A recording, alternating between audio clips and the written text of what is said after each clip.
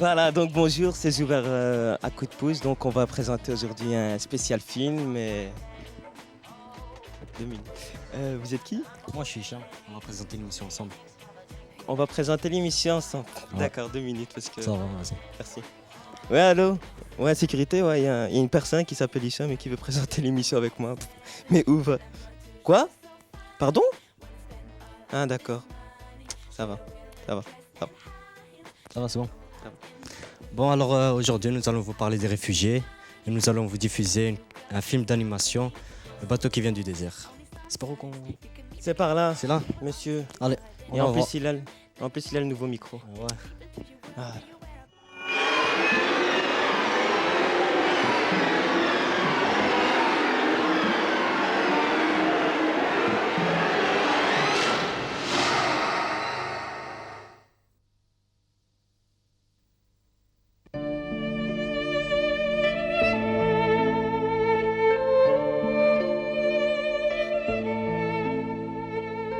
Moi, je m'appelle Malika et on dirait bien que je suis née avec une valise à la main. Quand j'étais toute petite, j'habitais avec mon père et ma mère dans une grande tente blanche. Et autour de nous, il y avait des centaines de tentes, tout à fait les mêmes. À part les tentes, je ne me souviens plus de rien, sauf le départ. J'avais à peine 5 ans. Mon petit frère Ghazal venait de naître et mon père m'a dit كاين قراع بنتي الحياة في الصحراء راه ماشي مزيانة غادي نمشيو اجي Alors, on a commencé un long voyage à travers le désert. On est arrivé dans une petite ville avec de vraies maisons. Mais les belles maisons, c'était pas pour nous d'ailleurs. Derrière la ville, il y avait une grande tour qui crachait de la poussière. Et tout autour, il y avait plein de petites cabanes grises. C'est pourtant là que j'ai passé mes plus belles années. Mon père avait trouvé du travail dans la mine de cuivre. Je restais avec ma mère. Elle m'apprenait à faire des gâteaux aux dattes. J'apprenais à mon petit frère à chanter. On avait beaucoup d'amis dans la cité. Puis un soir, mon père est revenu du travail. Et je voyais bien que ça n'allait pas. Il se taisait, il ne voulait pas manger. Plus tard dans la nuit, il s'est disputé avec ma mère. Le patron avait décidé de renvoyer la moitié des mineurs. Les pays riches ne donnaient plus assez d'argent pour le cuivre que les mineurs retiraient du sol. Alors, les mineurs s'étaient mis en grève. Et mon père venait de perdre son travail, lui et tous les autres qui ne se laissaient pas faire. Nous avons roulé une journée entière jusqu'à la grande ville. Je n'avais jamais vu une chose aussi belle. Mais mon père m'a dit اجي يا بنتي ما كاين والو هنايا اجي غادي نمشيو اجي Mon père a fini par trouver du travail dans un restaurant. Souvent, j'allais avec lui. Je devais faire la vaisselle dans une cuisine puante. Un jour, des gens de la ville sont venus coller des affiches à l'entrée de la cité. Il est écrit qu'on doit tous partir. Il paraît que la ville voulait construire un village de vacances pour touristes. Tout le monde était furieux, mais rien n'y a fait. Une nuit, alors que je revenais du restaurant avec mon père, j'ai vu l'enfer. Des tas de gens criaient, mais la police a embarré l'entrée du bidonville. Derrière, il n'y avait plus rien que des ruines. J'ai crié après ma mère et mon petit frère Ghazal. Pendant des semaines, on les a cherchés, mais personne ne savait rien. Alors un jour, mon père m'a amené au port.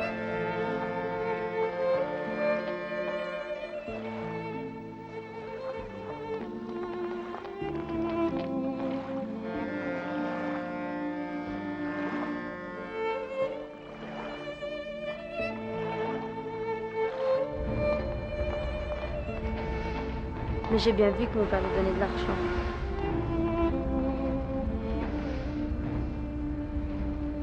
Il faisait tout noir. Nous avons entendu des heures dans une chaleur étouffante. J'ai senti que tout bougeait autour de moi. Et mon père m'a dit ملكة ما شفتي والو خاصك تزيد كلشي واخا بنتي Mais moi, j'ai serré les dents pour ne pas pleurer et j'ai serré les poings au fond de mes poches. Et j'ai pensé, jamais, jamais je n'oublierai rien, rien du tout. On est resté des jours et des nuits dans ce bateau. Il faisait tout noir. On ne voyait même pas la différence entre le jour et la nuit. Et puis, on a entendu des cris qui venaient de derrière notre mur, ou plus loin encore. Ils appelaient comme au secours, mais on ne pouvait pas les voir. Mon père aussi a hurlé pour appeler à l'aide. Mais personne n'est jamais venu.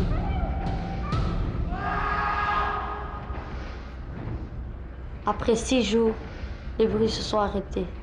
Mais chaque soir maintenant, je pense à ces malheureux qui sont morts de soif dans la cave. Après des jours et des nuits, une porte s'est ouverte au-dessus de nous. La lumière nous faisait mal. J'arrivais à peine à marcher dans les escaliers que les marins ont dû m'aider.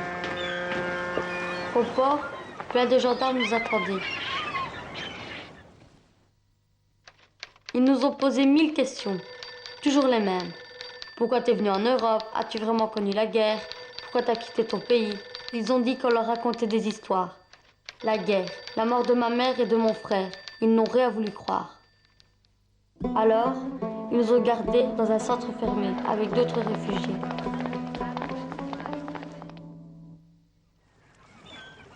Après 3 semaines, ils nous ont ramenés au port. Entre-temps, le bateau avait été déchargé, les sacs de cacao, dans un autre pays. Les gendarmes nous ont dit, nous n'aimons pas les menteurs, vous allez retourner dans votre pays. On a pensé aux réfugiés qui étaient morts dans la cale. On s'est débattus, mais ils étaient les plus forts. Dans le bateau, j'ai dit à mon père, on ne peut rien oublier, père. Des choses comme ça, il ne faut plus jamais que ça arrive.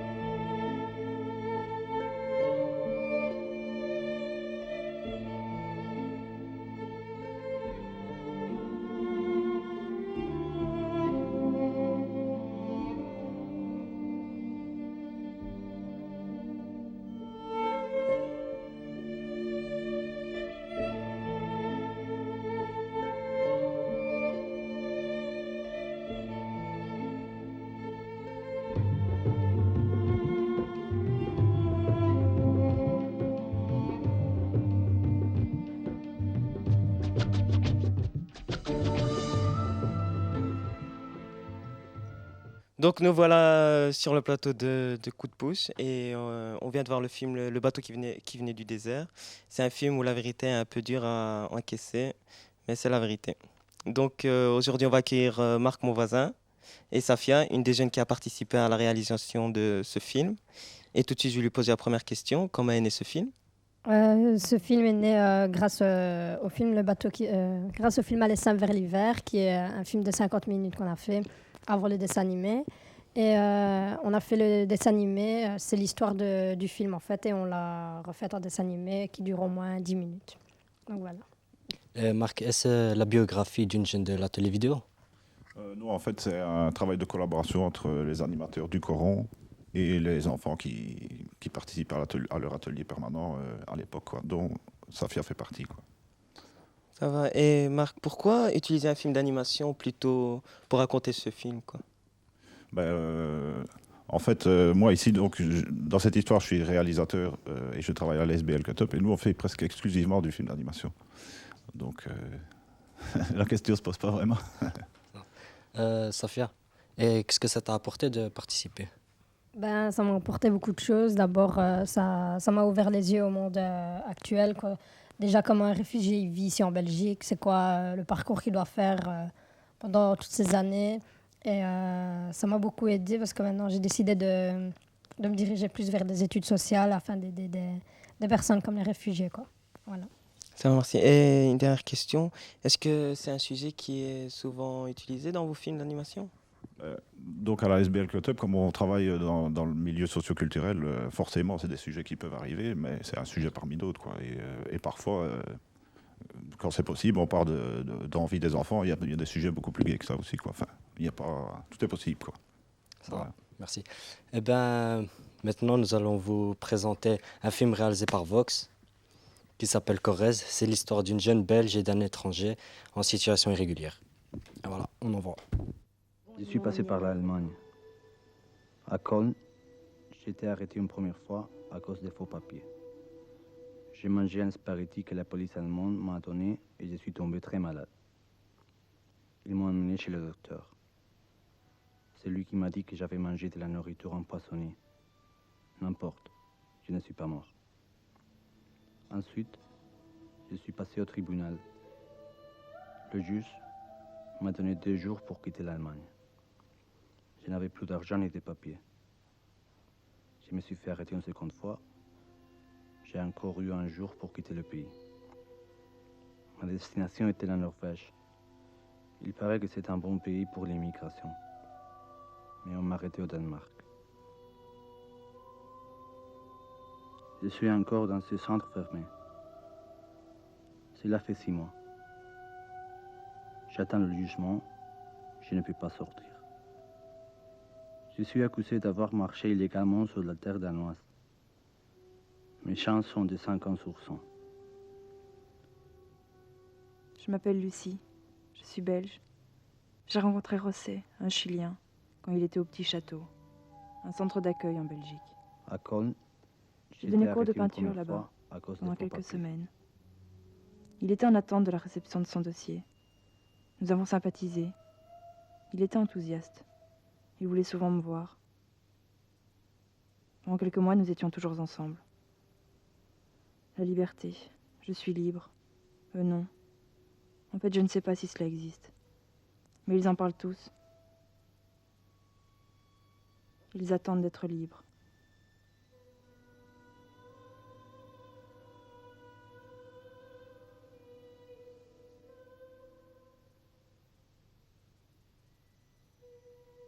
Quand je regarde les oiseaux, la nature, je respire, je retrouve quelque chose qui est à mon échelle, qui n'a pas été maîtrisé.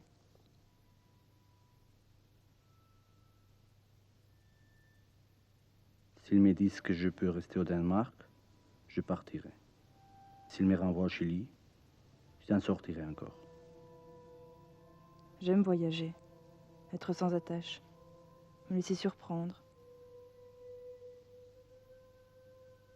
En ce moment, je pars pas. Je sens que José va mal. Petit à petit, il se meurt. Tant qu'il n'a pas eu de réponse, il ne se sentira pas à l'aise. Par rapport à lui et par rapport au pays. Il m'a parlé de faux papiers. Et je le sens prêt à faire une connerie. Tu me manques. Écris-moi encore. José. Et voilà, donc on vient de voir un film Corrèze de Fox et c'était chouette, c'était super, c'était magnifique. Et donc le nom, je l'ai dit. Donc ça aussi, j'ai Dans déjà la dit. mémoire. C'est l'âge. D'accord. Et donc on va regarder maintenant un film d'animation provenance Bujumbura Destination, réalisé par l'Arbre à Lettres et... Une animatrice, Viviane Gilbert, va nous raconter comment l'arrivée d'une jeune burundaise a changé l'atelier. Et voilà. Merci, bon, tu peux envoyer la... Non, Ça c'est va toi qui y vas. C'est moi.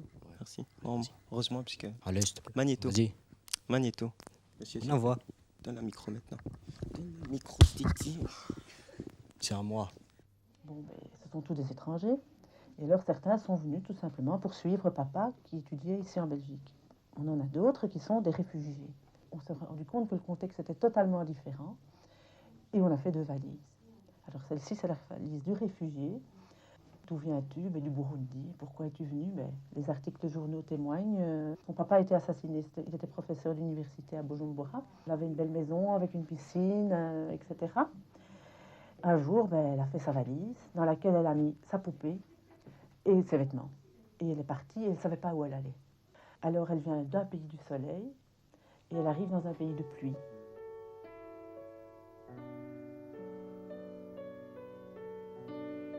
Par exemple, une chose qui les avait fort frappés, c'est dans l'actualité, c'était les corps qu'on avait retrouvés dans le lac Victoria. Et alors, tu vois, tous ces corps qui flottent sont dessinés. Ça traduit bien. En fait, ces enfants sont des enfants comme les autres. Les informations à la télé, ça ne les intéresse pas des masses. Mais à cette époque-là, les parents étaient suspendus aux informations et les enfants étaient là, ils entendaient. Et c'est aussi à cette époque-là qu'on a recommencé à sentir des clivages ici, entre les Hutus et les Tutsis. Alors qu'avant, tous les enfants jouaient ensemble. Maintenant, c'est un petit peu revenu, ça ne l'est pas revenu au niveau des parents. Mais pour les enfants, ça va plus ou moins. Mais bon, les événements du monde influencent très fort les enfants. Et je crois qu'il y a un endroit où ils doivent pouvoir en parler, ou au moins l'exprimer, même s'ils n'en parlent pas. Le CEC, c'est un lieu d'échange ici. Ce sont des rencontres d'enfants du monde entier. Elle est une réfugiée, elle est ici en attente. Elle ne sait pas son avenir, elle sait juste son histoire. Voilà. Mais qu'est-ce qui se passe?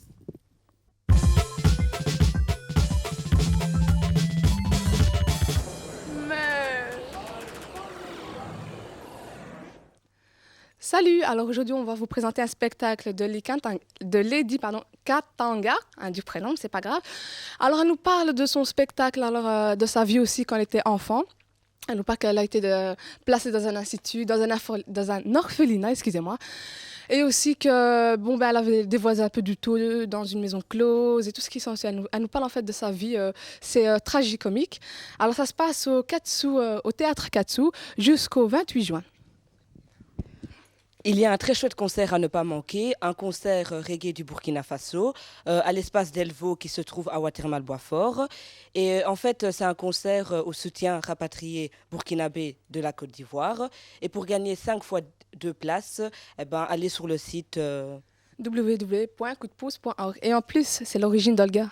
Ouais, et voilà, ça vaut la peine. Et pour avoir plus de renseignements, tout s'affiche au bas de votre écran. Voilà une petite surprise pour les enfants de 2 à 7 ans au théâtre de Ratinet. C'est un spectacle de marionnettes. C'est du 4 au 29 juin, le mercredi, samedi et dimanche à 15h30. Bon, je vais arriver. Et bien sûr, si vous voulez plus d'informations, vous regardez en bas de votre écran et c'est bon, voilà. J'ai fini. Alors voilà, tout de suite nous allons passer l'antenne à Hicham Izouber. Oui, mais n'oublie pas qu'il y aura une petite teuf. Ouais. Qu'est-ce que tu nous fais là? C'est vrai. Si je t'entends pas, j'arrêterai, mais c'est pas grave. Ouais, parce que c'est la dernière de Coup de pouce, voilà. Tout de suite nous allons rendre l'antenne à Hicham Izouber. Donc nous voilà de retour dans le plateau de Coup de pouce. C'est le dernier plateau et la dernière émission de cette saison. Donc je vous remercie tous, mesdames et mesdames. Et il faudrait aussi dire une chose, que je ne suis pas tout seul. Vous l'avez remarqué pendant cette année. Il y a tout le collectif du Coup de pouce qui sont là, que je les remercie, qui on me viole et tout. On va leur laisser dire un mot. Allez, Olga. Je voudrais dire bonjour à mes parents que j'aime très fort, à Shaima, Susanna et à tout le monde, quoi. Ouais, à moi. Je passe un message à mes parents que j'aime énormément et que je tiens à vous Et je passe à tous les gens qui me connaissent un gros bisou et voilà. Moi c'est tout simple, je passe un gros bisou à mon père et à ma mère.